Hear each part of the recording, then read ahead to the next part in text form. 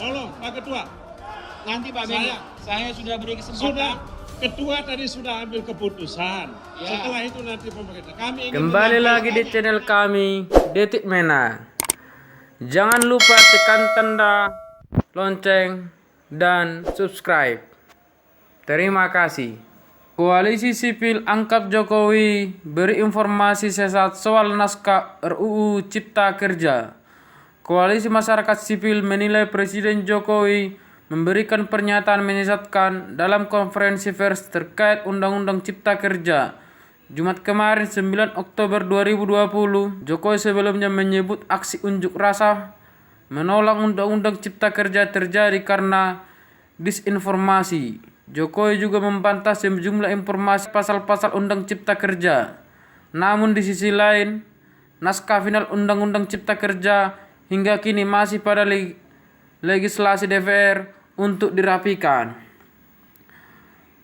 Publik pun mempertanyakan mana yang harus dirujuk Presiden Jokowi. Pernyataan Presiden yang menyesatkan cenderung menuding masyarakat yang salah, kata Direktur Eksekutif dan Konstitusi Universitas Andalas, Ferry Amsari, ketika dihubungi Sabtu 10 Oktober 2020.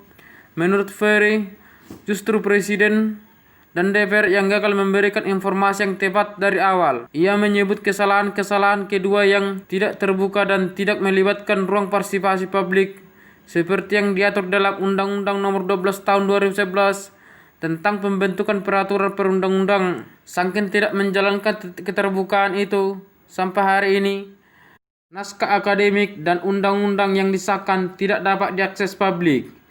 Coba bayangkan, menyebut orang disinformasi, padahal dia sendiri yang menyebutkan informasi, ujar Ferry. Ketua Bidang atau Advokasi Lembaga Pantauan Hukum Indonesia atau YLBHI, M. Isnur, menduga Jokowi beri informasi dan laporan yang sesat akibat Presiden menstigma para pengunjuk rasa termakan hoax. Ramai-ramai menolak kelemahan Komisi Pemberantasan Korupsi dan rancangan Kitab Undang-Undang Hukum Pidana.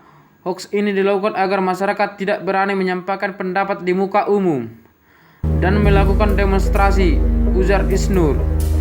RUU Cipta Kerja yang menyangkut nasib buruh, petani, dibahas dan diputus di ruang kelab anggota DPR RI dari fraksi Demokrat.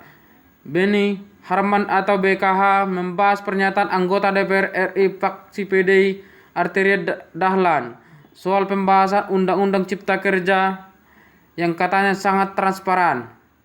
Beni yang juga anggota Badan Legislatif atau DPR RI mengatakan dirinya menjadi saksi dan masyarakat serta lingkungan hutan dibahas dan diputus di ruang kelab.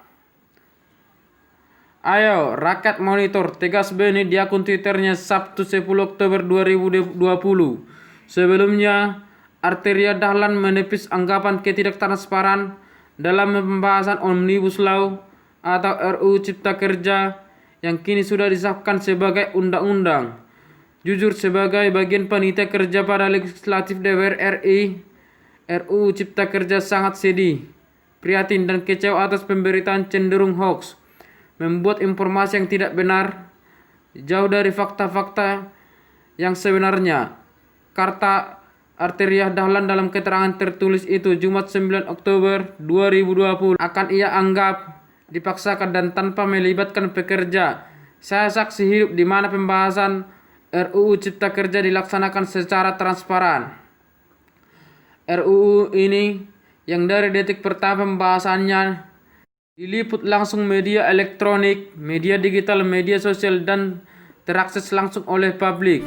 Sejauh ini DPR RI telah banyak melibatkan ahli dan akademisi serta seluruh stik terkait dan pembahasan khusus. Untuk klaster ketenagakerjaan, pembahasan akan ditunda paling akhir agar valid. DPR RI menyerap masukan dari semua pihak, termasuk memberikan ruang pada serikat pekerja dalam membantu merumuskan materi buatan yang terbaik. Pembahasan klaster ketenagakerjaan di DPR dilakukan secara seksama.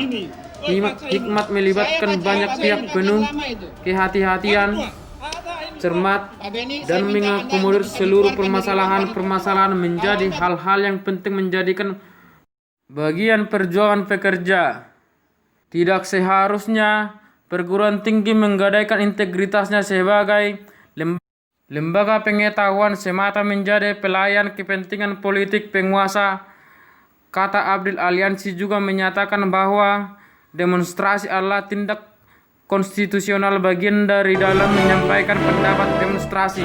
Kata Abdil, terutama dilakukan sebagai respon atas buntunya saluran kritik baik yang disampaikan melalui kertas, kebijakan karya ilmiah maupun opini di media.